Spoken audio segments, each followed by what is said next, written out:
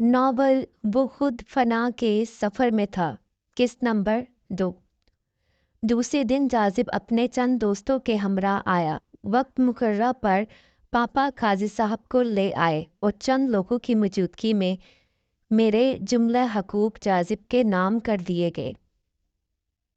मैं लखपति बाप की बेटी जिसके निकाह पर खजूर के साथ बस सॉफ्ट ड्रिंक सर्व की गई।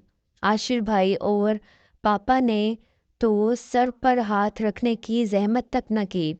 हाँ, मामा की आंखों में मैंने नमी देखी थी। मेरा दिल भी एक लम्हे के लिए इन के लिए तड़पा था। मैं और जाजिब पापा की जानिब बढ़े थे कि शायद पापा के दिल में हमारे लिए कोई मोहब्बत, कोई जज्बा जाग जाए। मगर पापा ने नहायत हकारत से हमें देखा और कहा, निम्रा, आज तुम्हारे लिए ये आखिरी मौका है। तुम यहाँ से जो चीज़ चाहे ले जा सकती हो, क्योंकि आज के बाद मेरे घर के और मेरे दिल के दरवाजे तुम पर बंद हो चुके हैं। नहीं पापा, मैं जो कुछ लेकर जा रही हूँ वो मेरा हक है। इसके अलावा मुझे कुछ नहीं चाहिए। और हाँ, मैं एक लम्हे को रुकी और पलट कर कहा, पापा, इंशाल्लाह एक ना एक दिन मैं भी जाजिब को इस मुकाम पर ले आऊँगी कि आप फ़ख्र से इसे दामाद कहेंगे। ये मेरा आपसे वादा है। जुमला मुकम्मल करके मैंने जाजिब का हाथ थामा, पास रखा बैग उठाया और तेज़ तेज़ कदमों से बाहर की तरफ निकलती चली गई और मैके की दहलीज हमेशा हमेशा के लिए छोड़ दी। घर के बाहर टैक्सी खड़ी थी। मैंने टैक्सी में बैठकर आखिरी बार अपने आलीशान महलनुमा घर को देखा और जाजिब के कांधे पर सर रख दिया। 2 आंसू मेरी आंखों से फिसल कर मेरे गालों तक आ गए।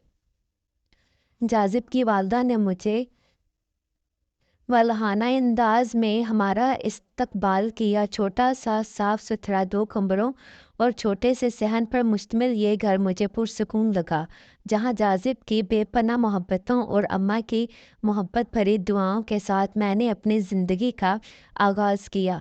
मैंने बड़े अज़म और सोच विचार के बाद ख़ुद को इस माहौल में ढालने का फ़ैसला किया था और साथ साथ मैंने कुछ करने का भी फ़ैसला कर लिया था। मैं जल्द अज जल्द इस घर को, जाजिब को और ख़ुद को आला मुकाम पर ले जाना चाहती थी। इसके लिए हर किस्म की कुर्बानी देने का सोच रखा था, क्योंकि अब ये मेरा घर था जहाँ मुझे ज़िंदगी भर माँ की मोहब्बत भरी छाँव और जाजिब के सच्चे प्यार के साथ रहना था। जाजिब को एक फर्म में जॉब मिल गई थी। 3-4 दिन तो यूं ही घर को समझने में गुजर गए। चौथे दिन मैंने जाजिब से कह दिया, बस बहुत छुट्टी कर ली, कल से आप दोबारा से जॉब पर जाना स्टार्ट करते हैं। अरे अभी तो दिन ही कितने हुए हैं, अभी तो मैंने ढंग से तुम्हारे लाड भी नहीं उठाए। जाजिब ने मेरे हाथ थाम कर मोहब्बत भरे लहजे में मुझसे कहा, जी जनाब, ये लाड और नखरों के लिए सारी ज़िंदगी पड़ी है, लेकिन आपकी नई नई जॉब है, इसलिए इस बारे में पहले सोचना चाहिए। हमें अपनी जिम्मेदारियों का एहसास पहले करना होगा। मेरी बात पर जाजिब ने तशक्कर भरी नज़रों से मुझे देखा। यार निम्रा, लड़कियां तो शादी के बाद ये चाहती हैं कि इनका शौहर हर वक्त यहाँ इनके पास ही रहे, लेकिन तुम्हारी सोच और ख्यालात कितने बुलंद और पॉजिटिव हैं। सच, मैं खुश नसीब हूँ कि मुझे तुम जैसी अक्लमंद बीवी मिली। मेरे माथे पर प्यार करते हुए जाजिब ने फ़ख्रिया लहजे में कहा। तो मैं मुस्कुरा दी। अम्मा बेचारी इंतहाई सीधी सादी और मासूम सी थी। अब मुझे बड़ी प्लानिंग और समझदारी के साथ घर के मामलात संभालना थे कि कैसे और किस तरह से हालात बेहतर और बेहतरी की जानिब जाएंगे। मेरे पास अच्छी खासी रकम थी। मैंने सबसे पहले इस रकम से कुछ पैसे निकाल कर ज़रूरत की कुछ चीज़ें मंगवाईं।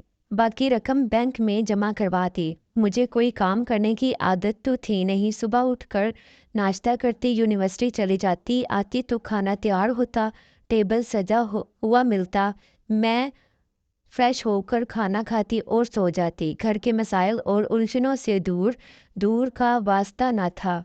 मुझे इस तरह से शादी की उम्मीद कब थी। यहाँ हर चीज़ नई नई और हर काम दिक्कत तलब लगता था। यहाँ आकर मुझे एहसास हुआ था कि ज़िंदगी तो अब शुरू हुई है। सुबह सुबह उठकर जब मैं छोटे से किचन में जाती तो मेरा दम घुटने लगता, मेरी तबीयत अजीब से होने लगती। क्या हुआ? तुम बाहर आ जाओ, मैं नाश्ता बाहर से ले आता हूँ। मेरी हालत देखकर जाजिब परेशान हो जाते। अरे नहीं, ऐसी कोई बात नहीं है, गर्मी है तो गर्मी तो लगेगी ना। मैं शर्मिंदा हो जाती। मुझे अंदाज़ा था कि बाहर से नाश्ता मंगवाने का मतलब है कम अज़ कम 300 से 400 रुपये तक का खर्चा होगा और हमें ऐसे अखराजात से गुरेज करना था। अम्मा घबरा जाती, आकर मेरा हाथ बटाने लगती। मेरे मना करने के बावजूद वो मेरे साथ साथ मसरूफ़ रहती।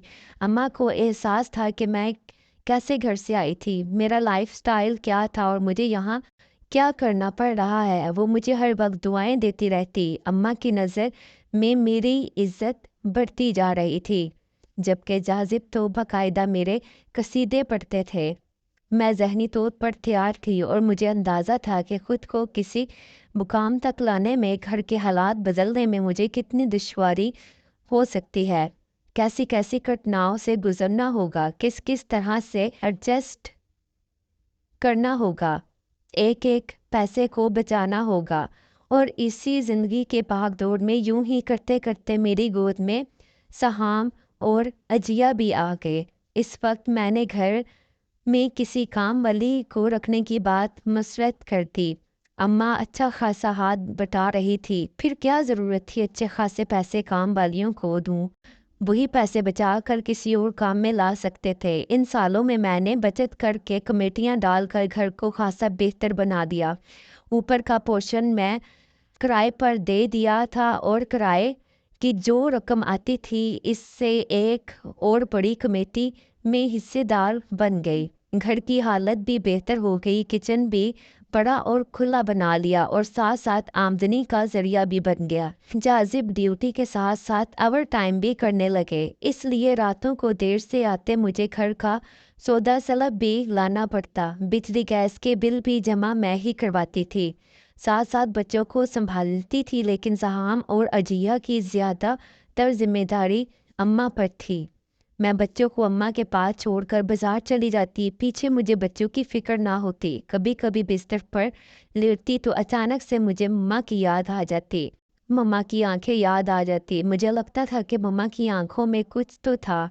अचानक से शहर के हालात ख़राब हो गए। जाजिब का ऑफिस घर से अच्छा खासा दूर था। वो बस से जाते थे तो तकरीबन 2 घंटे आने और जाने में लग जाते थे। हालात ख़राब हुए तो सारा शहर ही मफलूज होकर रह गया। दुकान बाज़ारों के साथ ट्रैफिक भी बंद हो गया, सड़कें वीरान हो गई।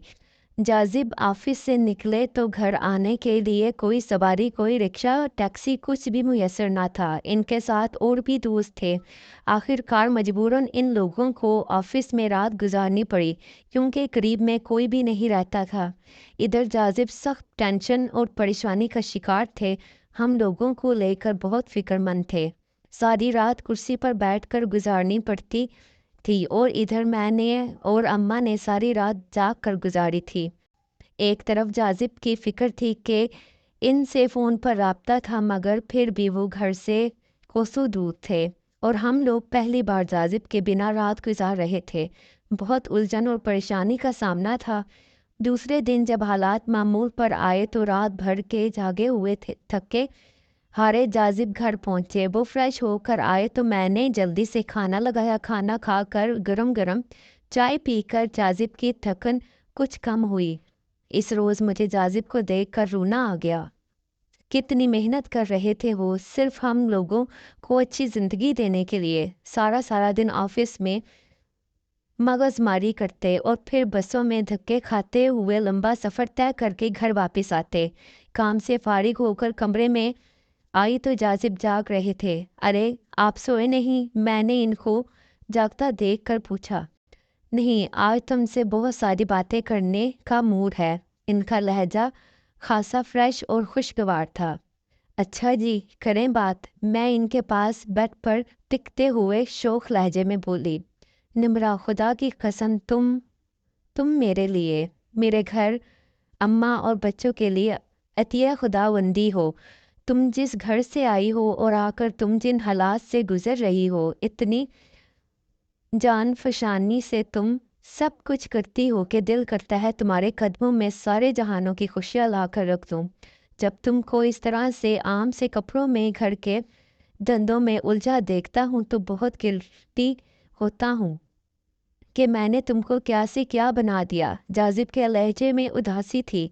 मेरे दोनों हाथ थाम कर आंखों से लगा कर बोले, जाजिब आपका यूं मुझे मान देना, बेइंतहा प्यार करना, अम्मा की लाखों करोड़ों दुआएं, मेरे मासूम बच्चों की हंसी, हमारे घर का पुरसुकून माहौल, हमारे आपस के ताल्लुकात, ये सब मुझे चांद तारों और हीरे जवाहरात से बढ़कर हैं। मुझे ना कभी थकन होती है, ना कभी अपने किए पर कोई पछतावा। मुझे कुछ नहीं चाहिए, और मैं जो ये सब कुछ कर रही हूँ ना, तो सिर्फ इसके लिए कि अगर कभी मम्मा पापा का सामना हो तो मैं फ़ख्र से कह सकूं